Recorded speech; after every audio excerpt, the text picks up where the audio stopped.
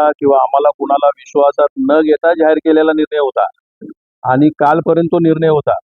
पण आज आम्हाला स्वतः पालकमंत्री मेघनाताई बोर्डीकर, कालपासून आमचे जिल्हा प्रमुख सईद खान, विशाल कदम आणि आनंदराव भरोसे आणि माझ्या टचमध्ये होत्या.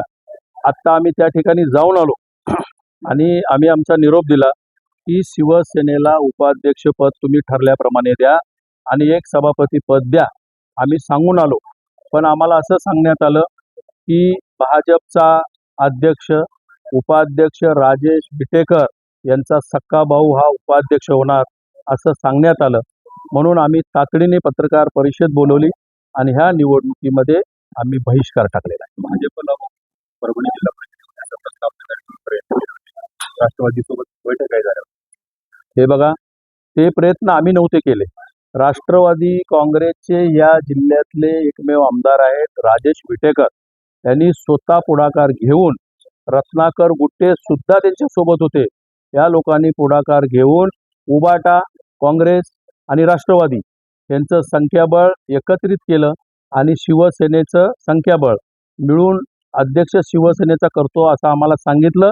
कारण भारतीय जनता पक्ष आणि राष्ट्रवादी यांच्यात आतमध्ये कुरबुरी आहे, आतमध्ये त्यांचं जमत नाही. म्हणून भारतीय जनता पक्षाला बाजूला ठेवून शिवसेनेचा जिल्हा अध्यक्ष करायचं त्यांचं ठरलेलं होतं. म्हणून आम्ही त्यांच्यासोबत होतो. आता त्यांचं मी काही सांगू शकत नाही. आम्ही तर नाही, आम्ही आता विरोधात नाही, ते मला काय बोलायचं नाही. पण आमची भूमिका आजपासून जिल्हा परिषद मध्ये शिवसेना विरोधी बाकावर बसणार. वरिष्ठांकडून आलेले आदित्य यांनी डावलले, वरिष्ठाकडून आलेले आधी डावलले, आमच्या साहेबांना, शिंदे साहेबांना राष्ट्रवादीने बीजेपीने फसवलं हा आरोप मी करतोय. कारण शिवसेनेचा उपनेता संपर्क प्रमुख म्हणून मी आरोप करतोय, बाळासाहेबांचा कडवट शिवसैनिक म्हणून आरोप करतोय. तिन्ही जिल्हा प्रमुख आहेत आमचे पदाधिकारी, त्यांच्या साक्षीने सांगतोय.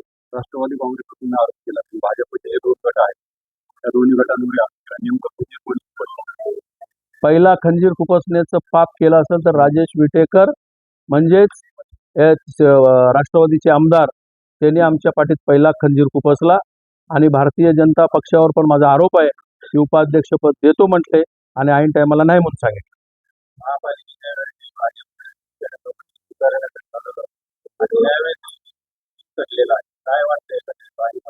हे बघा, आनंदराव भरोसे माझ्या बाजूला बसलेत. महानगरपालिकेला त्यांना असंच खेळवत ठेवलं, युती करतो करतो करतो म्हणून सांगितलं. ऐन टायमाला त्यांनी युती तोडून टाकली. सेकंड टाइम जिल्हा परिषदेला मी स्वतः होतो, मला सांगितलं, आमचा विशाल या ठिकाणी आम्हाला सांगितलं युती करतो, आपण युतीमध्ये लढू. ऐन टायमाला तसंच केलं आणि आता ही परिस्थिती उद्भवली. आता भारतीय जनता पक्षाला ते विचारा जाऊन. 100% केली, का नाही करायची? 12-13 दिवस होते आमच्या सोबत राहिले, आमच्या वरिष्ठ लोकांच्या टचमध्ये राहिले, आमच्या नंदनवर बंगल्यावरती साहेबांना भेटायला गेले, मिटिंगा केल्या आणि ऐन टायमाला आम्हाला असा धोका दिला.